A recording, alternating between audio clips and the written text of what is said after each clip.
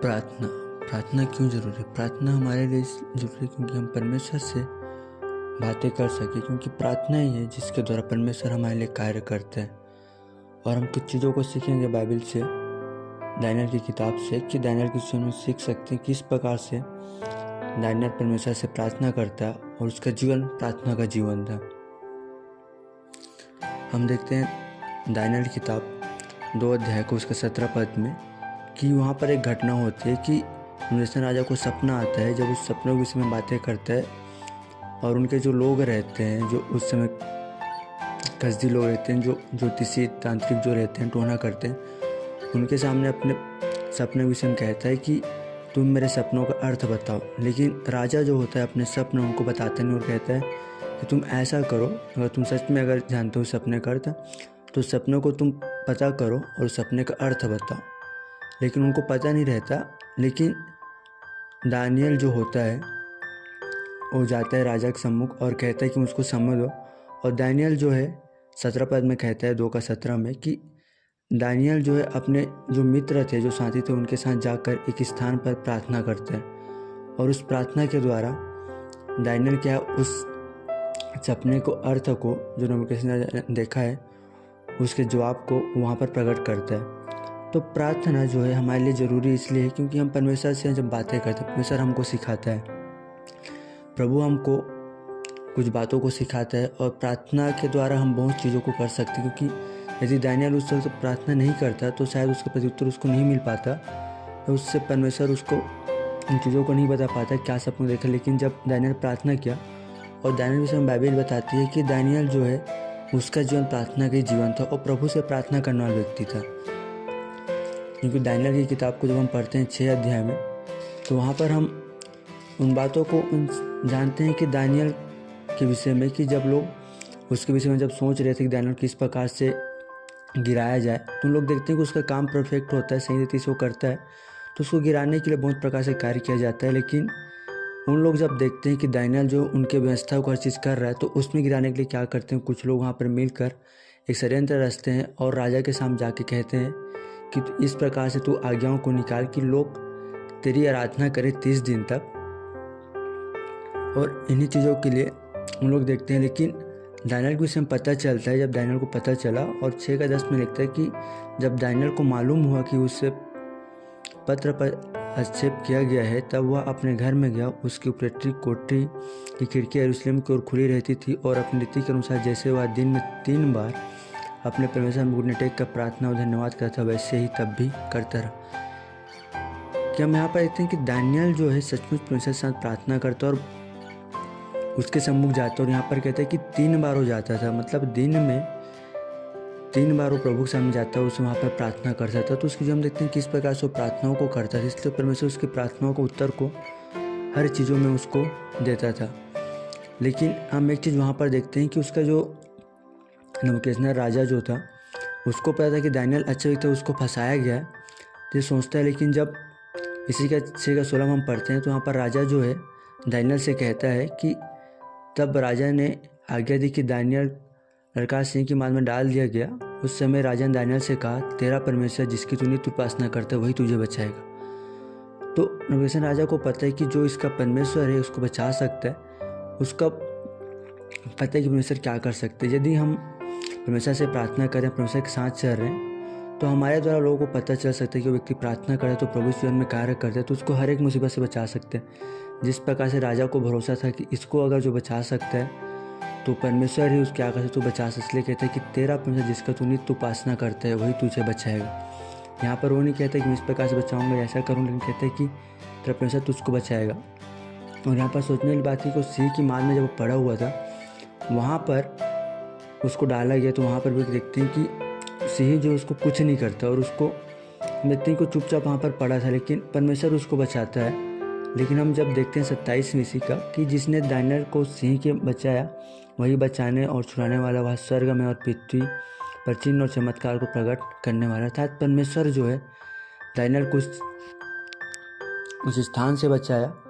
और हम एक चीज़ जानते हैं कि जब दानियल जब प्रार्थना किया, परमेश्वर सामने प्रार्थना करने वाला व्यक्ति था, वो हर वक्त परमेश्वर से प्रार्थना करता। मतलब हम देखते हैं कि दिन में 3 बार वो परमेश्वर से प्रार्थना करते हैं।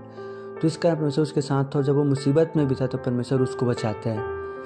और जब हम देखते हैं कि जब इसके जो मित्र थे, जब 3 अध्याय में हम पढ़ते हैं तो वहाँ पर पता चलता है कि सदर मेशक अबेदनगो के विषय में कि उन लोगों को भी जब उनके विषय में हुआ था कि मूर्तियों को जब बनाया गया तब कहा गया कि तुम इस मूर्ति को दंडवत करो, लेकिन उन लोग वहाँ पर दंडवत नहीं करते।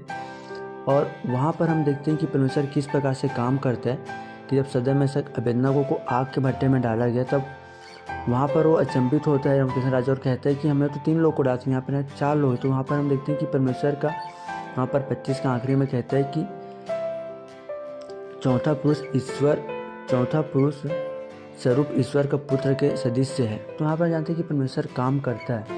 जब हम परमेश्वर से प्रार्थना करते हैं, परमेश्वर के सामने हम दुआ करते हैं, तो हमारे लिए अच्छी बात यह है कि प्रभु हमारे साथ रहता है। प्रभु हमारी प्रार्थनाओं को सुनता है और हमारे हर कमी घटी में हर समय हमारे साथ रहते हैं। हम सोचते हैं बहुत बार किस परिस्थिति में हम किस प्रकार से बचाया जाए, लेकिन हमारे पास एक चीज़ है कि हम प्रभु के सामने हम जाते तो प्रभु हमारे जीवन में कार्य करता है, प्रभु हमको बचाता है।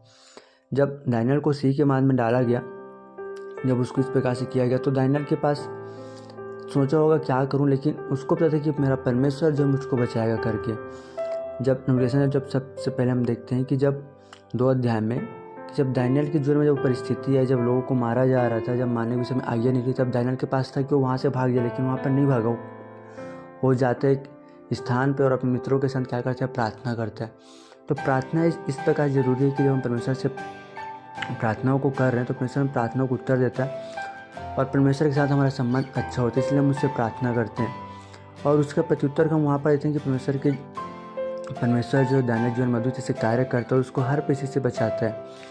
जब उसको वहाँ पर जो लोगों को मारा जाता है, वहाँ पर दानियल को खड़ा करता है परमेश्वर, उसके द्वारा उस सपनों का अर्थ बताता है, उस सपनों को दिखाता है, उस सपनों का अर्थ को दानियल वहाँ पर प्रकट से बताता है, परमेश्वर जो से कार्य करता है। और जब दानियल को सिंह के मांद में डाला गया, वहाँ पर भी हम देखते हैं कि परमेश्वर उसके साथ रहता है, कारण जो प्रार्थना करने वाला व्यक्ति था। लेकिन हम उसी समाज से हम देखते हैं हन्ना के जीवन में भी देखते हैं कि जब हन्ना के जीवन में जब उसको पुत्र उत्पन्न होता तब उसकी जो बहन थी या उसकी सौत थी, जो उसके विषय में बातें करती थी और कहती थी कि तेरा बच्चा नहीं है, इस प्रकार से उसको जो हम कहता कि तू बांझ, इस प्रकार से। लेकिन जब हम पढ़ते हैं 1 अध्याय में 1 से लेकर उसका पढ़ते हैं 1 अध्याय में 9 से लेकर हम वहाँ पर बातों को पढ़ते हैं 17 पद में, तो वहाँ पर पता चलता है कि हन्ना जो है पवित्र स्थान में जाकर मंदिर के सामने चौखट में जाकर परमेश्वर से प्रार्थना करते हैं। उसका मन इस प्रकार से व्याकुल हुआ कि देखते हैं कि वहाँ पर वो परमेश्वर से प्रार्थना करती है, वहाँ पर वो परमेश्वर से अपने मनों को हृदय को रख के प्रार्थना करती है। और उसके प्रार्थना के उत्तर को हम आगे चल के देखते हैं किस प्रकार से परमेश्वर ने उसके जीवन में प्रकट किया। और 2 पद में हम देखते हैं 2 अध्याय में वहाँ पर 1 से 10 तक कि हन्ना जो प्रसन्नता के साथ प्रभु के सामने प्रार्थना करती है, उसके उपकारों को धन्यवाद देती है। और हमें बाइबल बताती है कि जब हम इसी अध्याय को पढ़ते हैं तो शामूएल भी जो इसी का पुत्र था, तो उसके विषय में देखते हैं कि जब वो प्रार्थना करता है लोगों के जीवन में तो परमेश्वर उसकी प्रार्थनाओं को सुनता है।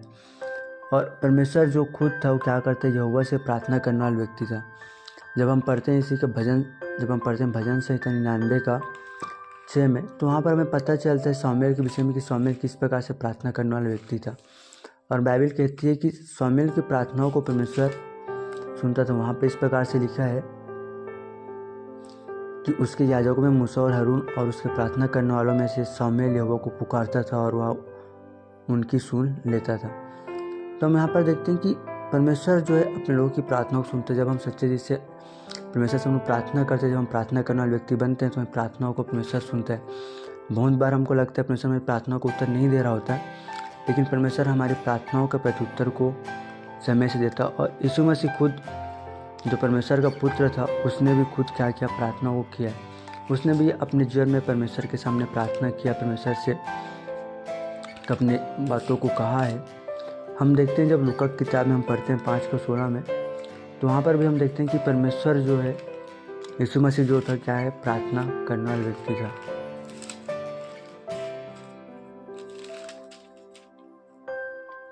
पाँच का 16 में कहता है कि परंतु वहाँ जंगल में अलग जाकर प्रार्थना किया करता था। और वहाँ पर हम देखते हैं कि जो अध्याय में जो बातें चल रहा है वहाँ पर बात करता है यीशु मसीह के चेलों को भुलाए जाना। और वहाँ पर 12 पद में जब पढ़ते हैं तो वहाँ पर पता चलता है कि कोढ़ी को चंगा किया जाता है और व्यक्ति को चंगा करता है। और वहीं पर आगे हम उसे पढ़ते हैं तो वहाँ पता चलता है कि यीशु मसीह क्या करता है, बीमारों को चंगा करने के लिए इकट्ठित हुए थे, लेकिन वहाँ पर कहते हैं परंतु वह जंगल में अलग जाकर प्रार्थना किया करता। मतलब प्रभु यीशु मसीह के जीवन में खुद प्रार्थना का जीवन था और उसने अपने चेलों को भी प्रार्थना करने सिखाया था। और बाइबल हमें बहुत जगहों पर हमें दिखाती है कि किस प्रकार से प्रार्थना किस कारण परमेश्वर अद्भुत से काम करता है। और यहाँ पर भी हम देखते हैं कि 11 अध्याय में जब हम पढ़ते हैं इसी के लूका के अध्याय में, तो वहाँ पर हम देखते हैं कि यीशु मसीह ने अपने चेलों को भी प्रार्थना करना सिखाया था। और जब हम और यहाँ पर सबसे बड़ी बात हम देखते हैं जब मत्ती किताब में हम जब पढ़ते हैं 6 अध्याय का 5 से 15 पद में, तो वहाँ पर पता चलता है यीशु मसीह वहाँ पर सिखाता है किस प्रकार से प्रार्थना करना है, कटु समय नहीं करना है, किस प्रकार से हम परमेश्वर से सामने प्रार्थना करते हैं। और इसी चीज़ों को हम देखते हैं कि प्रेरितों के काम में भी हम देखते हैं कि जब यीशु मसीह के चेले जब यीशु मसीह जब स्वर्गारोहण हो गया, उसके बाद उसके चेले जो थे उन लोग प्रार्थना कर रहे थे प्रेरितों का 1 का 12 से 14 पद में कि यीशु मसीह जो है ना प्रार्थना करता था और अपने चेलों को सिखाया और उनके चेले भी क्या करने लगे, प्रार्थना करने लगे। और आज भी हमारे लिए कि आज जब यीशु मसीह आज हमारे बीच में नहीं है, वो पवित्र आत्मा जब हमारे साथ उसके साथ है, तो मैं कार्य करते कि हम उसके सम्मुख जाए। लेकिन सबसे बड़ी बात है कि हमारे लिए कि हमारा जो प्रभु है, जो हमारा मसीह है, वो आज भी हमारे लिए प्रार्थना करता है। और ये हम पढ़ते हैं इब्रानी किताब 7 का 25 में, वहाँ पर कहता है इसलिए जो उसके द्वारा परमेश्वर के पास जाते हैं वह उनको पूरा उद्धार कर सकते हैं, क्योंकि वह उनके लिए विनती करने को सर्वदा जीवित है।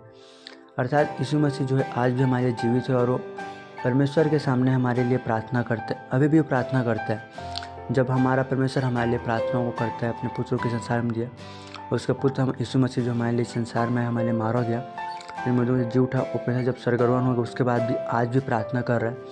और हम बाइबल में बहुत जगह हम पढ़ते हैं कि हिजकिय्याह राजा के विषय में पढ़ते हैं, राजा दाऊद के विषय में पढ़ते हैं कि जब उन लोगों के विषय में बात हुआ, उन लोगों ने अपने पापों के विषय में तुरंत पश्चाताप किया, प्रार्थना किया और प्रभु ने उनके प्रार्थनाओं को सुना है। तो हम उन बातों को सीखे कि परमेश्वर क्या है, अपने लोगों की प्रार्थनाओं को सुनता है। हम बहुत बार सोचते हैं कि प्रभु हमारी प्रार्थनाओं को नहीं सुन रहा, उत्तर नहीं दे रहा है, लेकिन हम उन बातों को सीखे कि परमेश्वर हमारी प्रार्थनाओं को सुनता है। बहुत बार हमारे प्रार्थनाओं को उत्तर हमको मिल जाता है, लेकिन ऊपर शैतान जो है प्रार्थनाओं को रुका रहता है। लेकिन परमेश्वर जो है हमारी प्रार्थनाओं को सुनता है। बहुत बार हम सोचते हैं किस प्रकार से प्रार्थना, लेकिन हमारा जो प्रार्थना है वो हन्ना के समान होना चाहिए। जिस प्रकार से हन्ना प्रभु के सामने प्रार्थना करती है कि प्रभु मैं आपके लिए करना चाहता हूँ, तो हमारी प्रार्थना होना चाहिए कि प्रभु के लिए हम करने वाले हो सके। हम बहुत बार इस प्रकार से प्रार्थना करते हैं, प्रभु मुझको ये वस्तु मिल जाए, प्रभु मुझको ऐसा हो जाए, जो हम अपने लिए करते हैं। हम सोचते हैं कि हमको मिल जाए तो हम उसको आशीषित हो जाएंगे, और हम उसके बाद हम सोचते हैं, उसके बाद फिर हम और प्रार्थना करते हैं प्रभु मुझको ये मिल जाना चाहिए। लेकिन प्रभु ऐसी प्रार्थना नहीं करता। प्रभु जो चाहता है कि हम जो प्रार्थना कर रहे हैं उसमें प्रभु को महिमा मिले, हम प्रभु के लिए करने वाले हो सके। हमारे जीवन होना चाहिए कि जब हम प्रार्थना कर रहे हैं, जब हम दुआ कर रहे हैं, तो हम प्रभु के लिए करना हो सके। प्रभु के साथ जब हम बातों को करते हैं, प्रभु के साथ जब प्रार्थनाओं को कर रहे हैं, तो हमारा पूर्ण रीति से भरोसा होना चाहिए कि प्रभु उस चीज़ों को कर रहा है, तो उसको प्रभु की महिमा के लिए हमको करना है। हमें अपने लिए, अपनी ज़रूरतों के लिए नहीं, लेकिन प्रभु के लिए हमको करना है। लेकिन बहुत बार अपनी ज़रूरतों के लिए प्रार्थना करते हैं, प्रभु पूरा भी करता है, लेकिन हमारा उद्देश्य होना चाहिए कि हम जो प्रार्थना कर रहे हैं उन लोगों की उन्नति के लिए होना चाहिए। जो लोग प्रभु को नहीं जानते हम उनके लिए प्रार्थना करना चाहिए, क्योंकि प्रभु जो है हमारी प्रार्थनाओं को सुनता है, हमारी प्रार्थना को उत्तर देता है। चाहे कुछ समय लगता है, वक्त लगता है, लेकिन परमेश्वर हमारी प्रार्थनाओं के जवाबों को ज़रूर देता है। तो हम हर वक्त जिस प्रकार से दानियल दिन में 3 बार प्रार्थना करता है, शायद आज हमारे पास समय नहीं है या फिर हम समय नहीं निकाल, लेकिन हमारे लिए एक चीज़ होनी चाहिए कि हम कम से कम दिन में 1 बार या 2 बार हम कम से कम प्रभु से प्रार्थना करें, सुबह या शाम प्रार्थना करें। हमारे लिए अच्छी बात है कि हम प्रार्थना को जब हम करते हैं, हम प्रभु के साथ हम अपनी बातों को प्रभु के सामने रख पाते हैं, हम उससे अपनी चीज़ों को रख पा रहे, खुल के रख पा रहे, तो हमें प्रार्थनाओं को सुनते उसके जवाबों को देता है। यदि हम सोच रहे हैं कि यदि हम प्रार्थना में उसको प्रत्युत्तर प्रभु हमको नहीं दे रहा है, तो हम शैतान की बातों पर जाए, लेकिन हम सोच रहे हैं प्रभु हम प्रार्थना को उत्तर को देगा, तो हम विश्वास से हम प्रार्थना करें, प्रभु हमारी प्रार्थना को उत्तर को जरूर देगा। जिस प्रकार से हन्ना जब प्रार्थना की, पहला स्वामी लेके एक अध्याय में जब पढ़ते हैं वहाँ पर हम कि हन्ना जब प्रार्थना की, तो ऐसा नहीं कि हन्ना एक बार प्रार्थना की बहुत समय से प्रार्थना करी होगी, लेकिन प्रभु वहाँ पर उसकी प्रार्थना सुनने के कारण को हृदय के साथ उससे प्रार्थना की, हर समय प्रभु प्रार्थना की, लेकिन वहाँ पर उसकी प्रार्थना कुछ अलग था। वहाँ पर कहती प्रभु इस बच्चों को मैं तेरे लिए समर्पित करूँगी। तो हमें प्रार्थना चाहिए कि जब हम प्रभु के सामने प्रार्थना करें कुछ चीज़ों को जब हमको चाहिए, तो हम ऐसा प्रार्थना करें कि प्रभु हमारी प्रार्थनाओं को सुने, प्रभु उसको ग्रहण करे, हम अपने, लेकिन हम उस चीज़ों को प्रभु के लिए रखने वाले हो सके। आज हो सकता है हमारे पास बहुत सी प्रार्थना है, बहुत सी दुआ, बहुत से हम तकलीफ़ में हो, प्रभु हमारी प्रार्थनाओं को नहीं सुन हमको लगता, लेकिन हम जाने कि प्रभु हमारी प्रार्थनाओं को सुनता है। एक समय है जिस प्रार्थना को प्रभु सुनता है, उसको ग्रहण करता है और प्रभु उस चीज़ों को हमारे लिए रखता है। प्रभु जो चाहता है हमें जीवन में पूरा करता है। हम उस पर विश्वास रखें और विश्वास के साथ हम प्रार्थना करें, क्योंकि अगर हम विश्वास से प्रार्थना करें प्रभु हमारी प्रार्थना को जरूर सुनते हैं। जिस प्रकार से हन्ना की प्रार्थना को प्रभु ने सुना, जिस प्रकार से प्रेरितों ने प्रभु इसमें जब कहा था कि मैं जा रहा हूँ आसमान में, तुम प्रार्थना करो पवित्र आत्मा को, उनको प्रार्थना की, प्रभु ने उनको पवित्र आत्मा को दिया, सामर्थ्य उनको दिया।